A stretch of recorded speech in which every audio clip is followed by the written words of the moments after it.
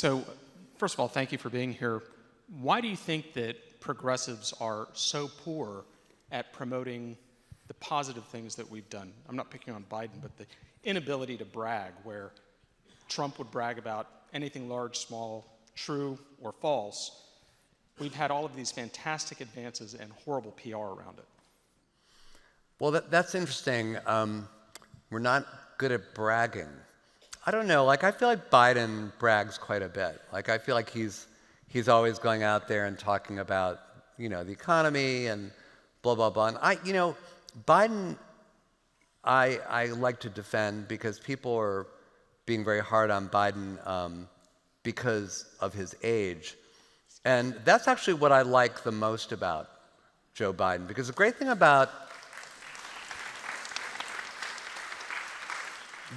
about old people is they don't give a fuck. And like Barack Obama would get asked a question like, do you think that we're going to have a government shutdown? And he would say, we're working very carefully to try to find an agreement, and I remain hopeful that we'll do that. And then you ask like Joe Biden, are we going to have a government shutdown? And he says, I don't need to answer that, Jack. Go fuck yourself. And I like that in a president. I think we need more of that. But I don't know. I don't know if bragging. I know that Trump. No one's a better bragger than Trump. God knows. I mean, he's got that field all to himself. But I'm not so sure that bragging is really why Trump has succeeded. I think that Trump in 2016 really, whether you like it or not, he really plugged into something, which is he plugged into white grievance. Like he just exploited people's, desire for scapegoats, which is a very ugly but unfortunately a human reality, which is that people like to blame their problems on other people, whether the other people deserve the blame or not. The problem I see for Trump now, interesting enough, is that he's still got grievance, but his grievance has shifted dramatically. Like in 2016, it was a grievance that millions of people could relate to, because millions of people are thinking like, yeah, I don't have a good job, and maybe it's those immigrants who are taking my jobs, and yeah, the country doesn't seem like we're number one anymore. Maybe that's because the Democrats have screwed up the country, whatever. So he had sort of an argument that would really resonate with millions of people. Now his grievance is that the election was stolen from him. And that's a grievance that very few people can relate to. The only person I think who can relate to that is Al Gore. And I don't think Al Gore is going to vote for Trump. So right now Trump's like his whining, he sort of reminds me of like the guy whose like high school girlfriend broke up with him, and at first like you're kind of like, oh yeah, I know that she sucks and everything. And then by week 3 you're just like saying, shut the fuck up. I don't want to hear about Stacey anymore. And I sort of feel like that's a possible Achilles heel for Trump right now, which is that he doesn't really have a message now. He has a grievance, and he'll say things like, if they can steal the presidency from me, they can steal it from you. And I'm like, what? I don't want to be president, dude. Like, my job is demanding enough as it is. So I don't know if I answered your question. I don't think bragging is really, I agree that Biden has achieved a lot. He's achieved much more than I thought he would, to be honest with you. I really do think so. I mean, we have the infrastructure bill, which was great. The Inflation Reduction Act, which is something that European nations are trying to imitate because it gave us a tremendous competitive advantage. I think all that stuff is great. He got that awesome dog that started biting everyone. That was great. I love that. Yeah, so I mean, he's done a lot of stuff. Maybe the ads have to emphasize the dog a little more because people love dogs, and they also love seeing people bitten by dogs. And you're right, he hasn't bragged enough about that. Okay. Next question. Over here to stage left. There you go. Hi. Go. Thank you for being here. I've been looking forward to it ever since I bought the tickets. When was that? April or, I don't know, July. And nothing else has been good in your life since then. Yeah, it's been a shitty year. It really has. I'll say, well, really put me in my place just then. Yes, and my birthday was yesterday, so today. Oh, well, let's I sing know happy you birthday couldn't to you. be here for What my is your birthday. What is your name? Sean Toole. Sean, to you, happy birthday to you, happy birthday, dear Sean. Okay, that's enough. Okay, Sean, what's your question? My birthday's today. Oh, well. Oh, yeah. Right. Well, my Stealing my birthday, thunder. my birthday was yesterday and today. Okay, Sean. Okay. Hit me. So we are now in the celebratory period of, Yes, of ignorance. And I was wondering if you could give us hope maybe for a future fourth period of something like a post-celebratory hangover period. Oh, my God. Well, Sean, you were in for a treat when you get your free book, and I'll tell you why. No, spoiler alert. I was going to wonder about that. Well, spoiler alert, but you know, I wrote this book, the first version, a year ago, and you know, I enjoyed going out and promoting it. And then the midterms happened, and my wife said, you know, for the paperback, why don't you do like an afterword where you talk about what happened during the midterms? And this was really interesting because the midterms actually proved a point I made in the book, which was that, and you'll see it all, I'm not wrecking it for you, it's not like, you know, a Stephen King novel or something where the last 2 pages are shocking. But one concept I talk about in the book is something I very optimistically call the braking system of democracy, B-R-A-K-I-N-G, like the brakes in your car. And I originally started thinking about this when I was a little kid growing up in Cleveland, Ohio, because we had a lot of really dumb politicians. We had a guy named Ralph Perk. That was his real name. He was the mayor. And Ralph Perk was famous mainly for one thing, which was that Cleveland at one point hosted a trade show for the National Society of Metals. This was, you talk about you looking forward to me being here, that was kind of the most exciting thing that happened in Cleveland that year, was this National Society of Metals was having a trade show. And somebody thought it'd be a really good idea if Ralph Perk, rather than just doing a boring old ribbon cutting, would cut through a titanium ribbon with a blowtorch. What could possibly go wrong? So Ralph Perk had never operated a blowtorch before. This was before YouTube, so there were no blowtorch tutorials that he could avail himself of. So instead of cutting through the titanium ribbon with a blowtorch, he set his hair on fire. Now, this had historical significance because a couple years earlier, Cleveland's river, the Cuyahoga River, had also caught on fire. So, just a rule of thumb, if a city's river catches on fire, you get a free pass for that, because that thing kind of happens. But if a city's river and its mayor catches on fire, that can start to affect tourism. So what happened with Ralph Perk after that incident was his political career was over. I mean, he ran for US Senate and he lost, and then he ran for mayor again, and he finished third in a nonpartisan primary. So he was done with politics. And I thought that that proved that there was kind of an invisible braking system in democracy, which is that we would tolerate stupidity in politicians up to a point. But then you'd get to kind of like that point where your car is about to go over a cliff and you would slam on the brakes. So I kind of believed in this. I felt like when Trump was elected, that was a failure of the braking system. That was a sign that it was in serious trouble.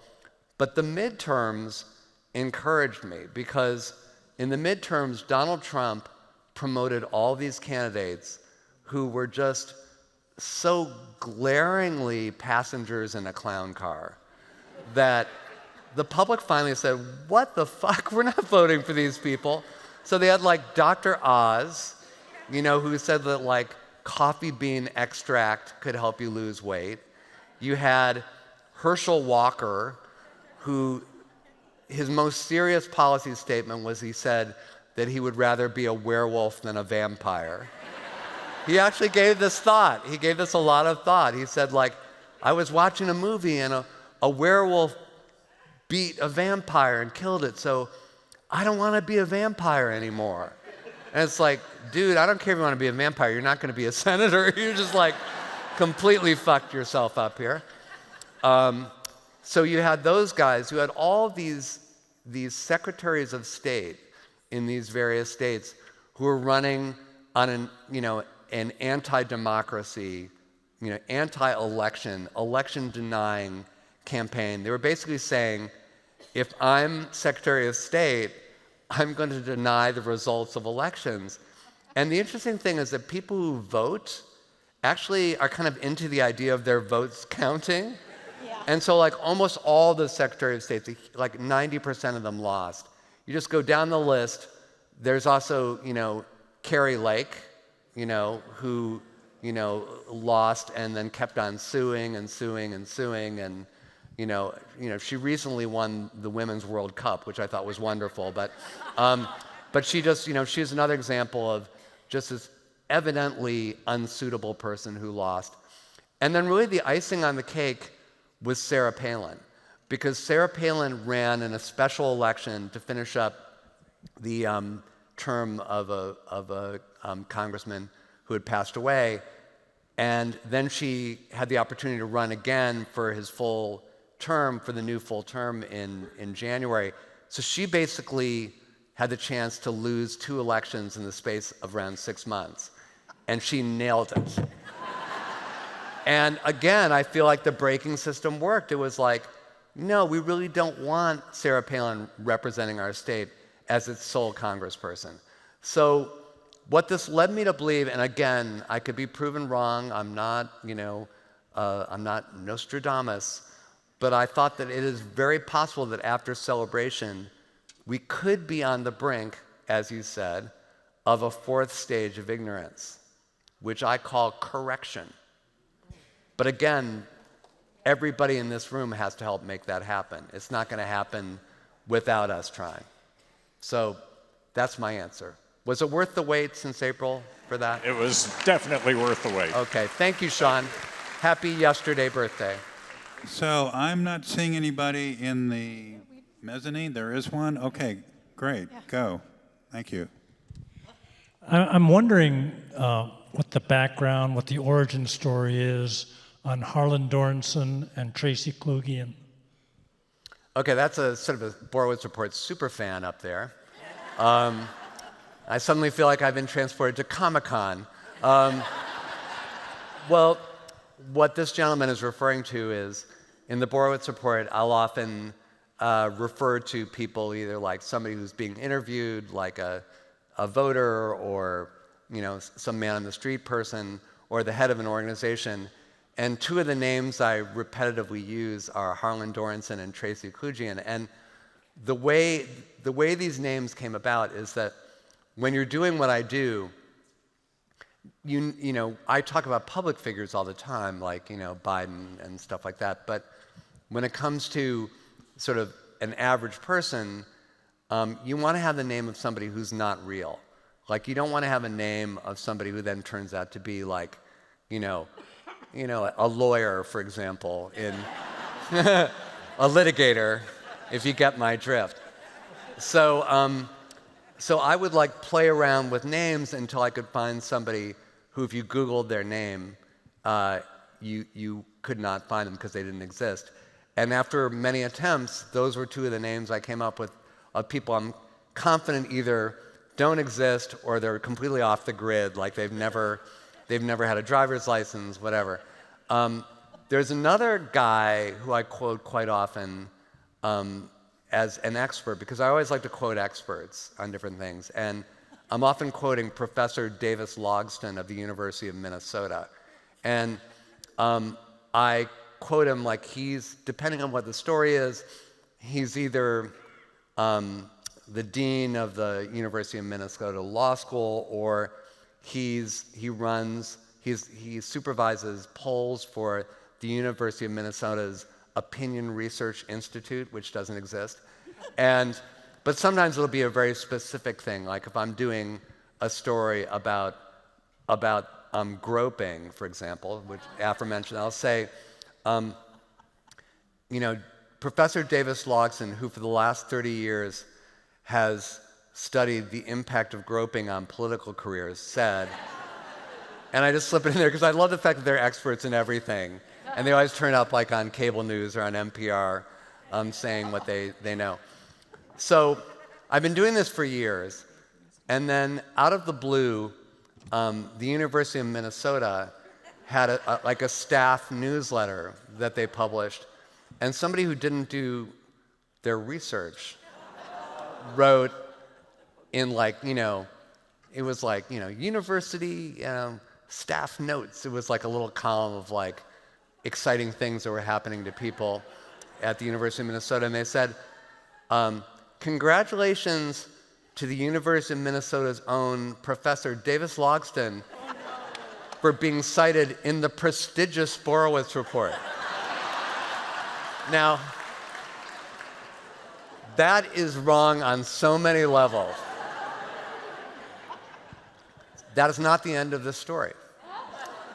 So the St. Paul Pioneer Press, which is a newspaper in St. Paul, was curious about this, and they Googled Davis Logston, and they found that he held approximately 2,000 different positions at the University of Minnesota.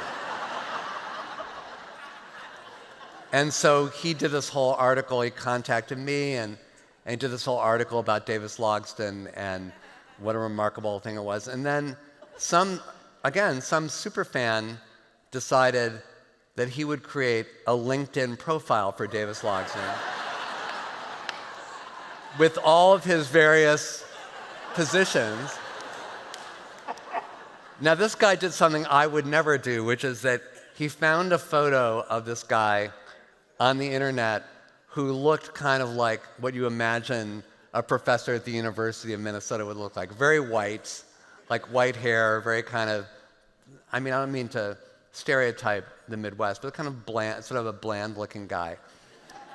The only problem with this was that the picture was of a real person. Like he took a real person, and this guy was an academic, I think, in Queensland. Where is that? Is that New Zealand, Australia? Is that where Queensland is? And so there was another article about Davis Logston and about his LinkedIn profile, and this reporter tracked down who the picture was of, and he called this poor guy in Queensland and said, do you know that you have this alter ego in America? And I felt bad because the guy said, well, I'm not happy about it, but I don't see if there's anything I can do about it. So I thought I'd end that story on a sad note, but it just shows how things get out of control on the wacky internet.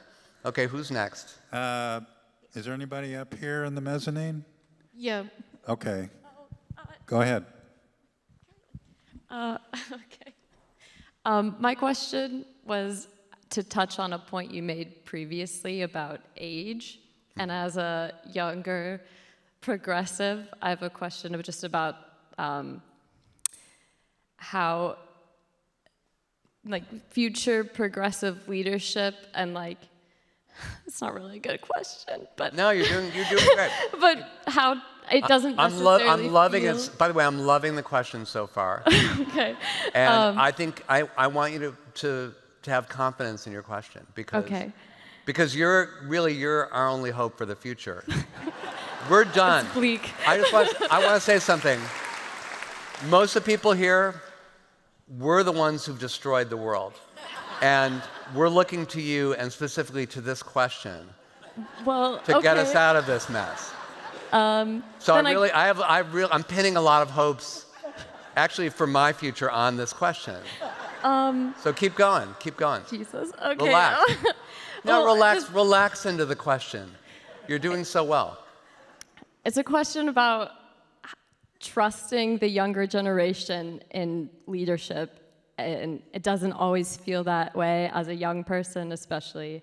Yeah. And conversations around like young progressives, it sometimes is like, oh, it's too much or not enough, or I guess, oh God, okay, that is. Let's hear up for that question. First of all, let's hear up for that.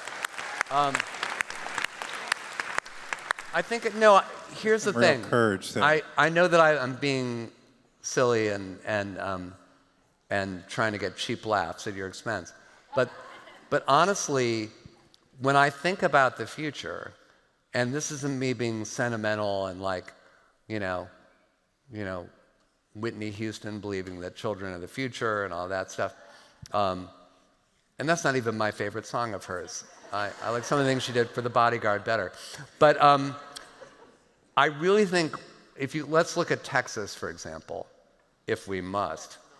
I know. But what I see in Texas is a kind of a somewhat depressing present, but a very bright future, because a number of things are happening. One is the state's going to get younger, just demographically. It's going to get browner. It's going to get, and by that I mean fewer white people, which is all good. And I think and it's all good because I think as a white person, I think we've had a pretty good run. We've had 400 years. And if you think about if a sports team is good for 3 years, you're psyched. I wouldn't know what that's like because I'm from Cleveland, but 400 years is a long time for a group of people to run things. We had a good run. It's time to pass the baton. And there are people out there, namely all the people running this state, who are not so psyched about passing the baton. And so that's why you have this cronyism and this old boy network. And it is, I don't mean to defame my fellow older white males, but that is unfortunately the demographic that is clinging with all their might to whatever shreds of power they still have. That will all change. And people in your generation, how old are you, by the way, if I may ask? 28. Specifically 28-year-olds. You're going to be, first of all, you're going to read the conclusion of the book and you will do all the things that I suggest you do. You will canvass, you will register votes, but also people your age are already running for Congress and already getting elected to Congress. And we all know David Hogg, the guy, the Parkland survivor. He is starting a powerful movement. And I'm just investing a lot of my hope, and it's, again, not a sentimental optimism. I've met people your age. I live in a college town. I'm dealing with college kids on a pretty regular basis. They fill me with tremendous optimism because they think about things in a different way. They're not going to be right about everything, but there's time for a real sea change. And so I'm sorry if people are not taking you and your peers seriously enough, but that will change because everything's going to change. And I'm really excited about that. So thanks for your question. Thank you. Okay, go. Thank you. Andy, I'm one of those old people you were talking about. Get the fuck out of here. Yeah, I don't care. I'm here. No, it's okay. I've noticed, and perhaps this is much feeling as notice, over my long lifetime, that the density of dumbassery seems to be increasing exponentially. Mm-hmm. And I would like to know if you have any serious suggestions about something that an individual might be able to do to dent or slow that down, or am I just firing an AR-15 into a hurricane? No gun jokes in Texas, please. Thank you. Okay.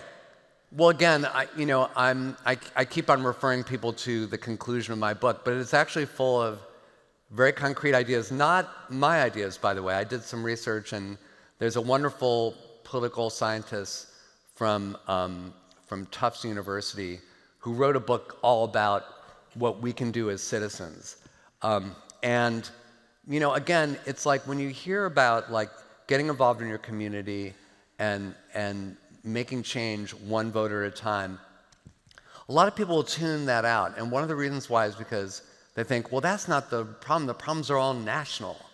Well, it's very hard to change things nationally without changing things on a very granular level. It's just, as I said, the right wing was very smart in figuring out that they needed control of all the state houses. Like, that's something we don't think about very much. Like, if all you're thinking about is Biden versus Trump, you're losing track of the fact that a lot of the state houses, not in Texas, you're very well aware of who's running the state houses here.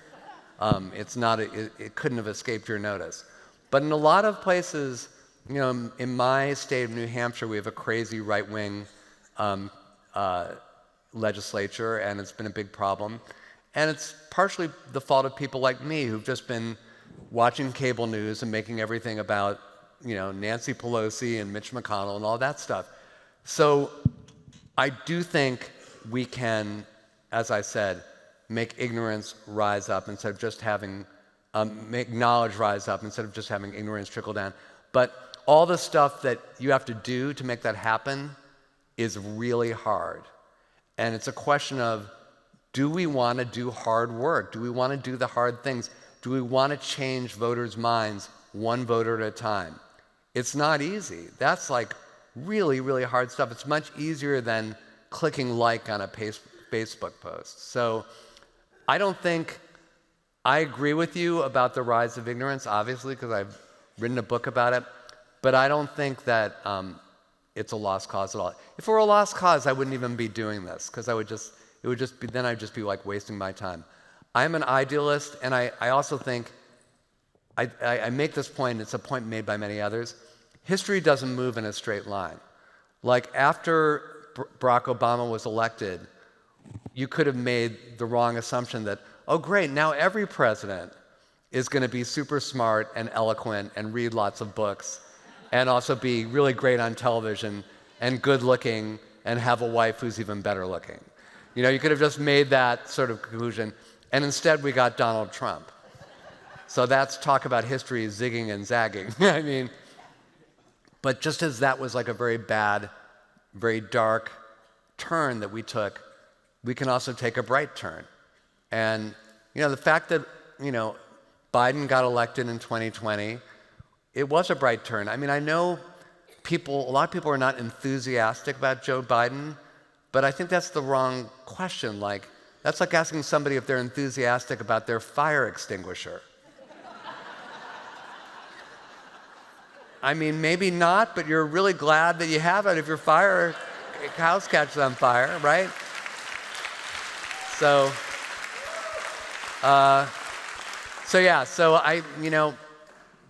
there's a lot of cause for optimism, but unfortunately, and I'm being like such a scold here tonight, but unfortunately it's like going to require all of us to do some hard things. So thanks for your question. So we have time for one more question. Over here, please. And this will be the best question because it's the last. I actually would love this question to kind of, if possible, to sum up the whole evening. And okay, here I go. Well, no, but just when I say that, I mean that I would love it to be a question that makes all of us look at the world in a different way. Like that we come out of here and maybe we decide to change our lives. Maybe we don't want to be with the person we came here with. It's like, fuck that. I want to raise mushrooms somewhere. I've had enough of this bullshit. And we'll start seeing colors and food will taste differently to us. So yeah, what's your question? So. I feel like I'm living in the movie Idiocracy. Yes. Like more and more and more. Yes. And, a la Andrew Yang, we have polarization based on a two-party system where you've got to get in line behind whoever your party puts forward, whether they're stupid or not. Right. And, you know, so it feels like we're just going this direction where whether people on the right believe that Donald Trump is the right guy or not, they have to get in line. Whether we believe whoever's put forward on the liberal side is the right choice, you know, people get in line. And there's really no other choice. And, you know, if a third party comes along, it's throwing a dent in, you know, potentially, usually Democratic voting. So I'm just wondering, is this two-party system what has our entire political process broken? And is there really any hope? Do you feel like we could be headed for civil war? Do you think that the system's going to correct itself? Or are we just going to continue to get stupider and stupider? Okay, well, that's a very thoughtful question. I think that there are some problems with our democracy. I think the Electoral College is a terrible idea.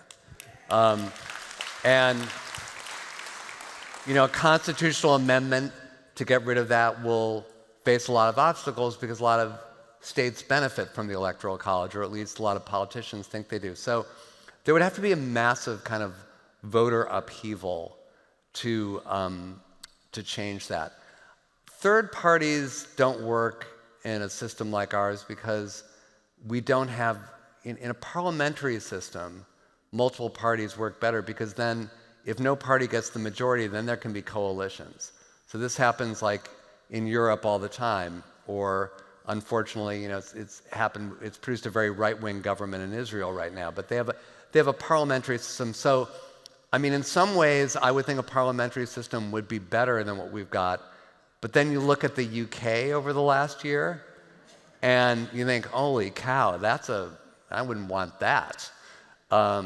So I think these are like huge structural changes that I don't think will happen in my lifetime or even in your lifetime. I think they're really big. I mean, here's an interesting thing about tribalism, because we have a lot of tribalism in our country, and like people feel like if they have to, if somebody runs as a Democrat, they have to vote for him if they're a Democrat or a Republican.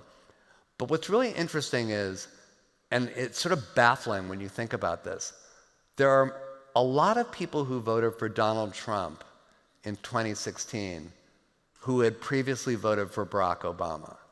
Now, that's a statistical fact. And you look at that and say, well, wait a minute. First of all, that's shocking. But then you also say, well, wait a minute, maybe there is a little bit more wiggle room in the electorate than we think. Not in terms of like millions and millions of voters, but enough voters to swing an election. And so it suggests to me that with the right candidate, you actually can peel off enough people to change the result without like third party and all that stuff, which again, I don't think works in our system. But here's another reason not to despair, and also to keep your eye on the ball, which is we talk about how polarized our country is. And one thing it's easy to lose track of, but if you go back in history, you see this is the case. Pretty much half the country has always disagreed with the other half. I mean, in 1932, when the stock market had crashed, we were in a depression, there was still like a good, 40% of the country who said, let's give Herbert Hoover another try, because he was a Republican and they voted for Republicans. So it's like, no matter where you sit, like the other half of the country, it's going to be half of the country that's going to disagree with you. And that doesn't mean we're on the brink of a civil war. That just means we're in a democracy.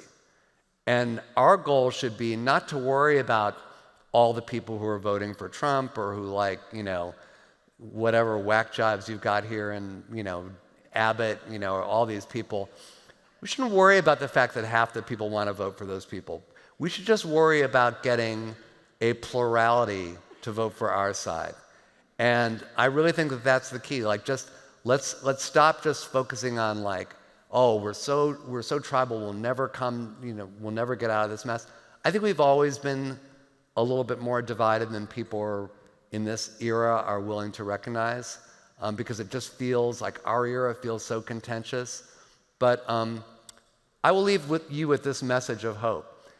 The right wing spent years and years and years and a lot of fundraising and a lot of legwork to get a super right-wing supermajority on the Supreme Court. And so they finally got their wish, which was the Dobbs decision. And that has unleashed just a political nightmare for everybody who engineered it, because they were voting against the express will of the American people, which is very in favor of women having reproductive choice. So the Republicans, after decades of trying, handed the Democrats the greatest weapon they could hope for to win elections. Let's use it. Good night, everybody.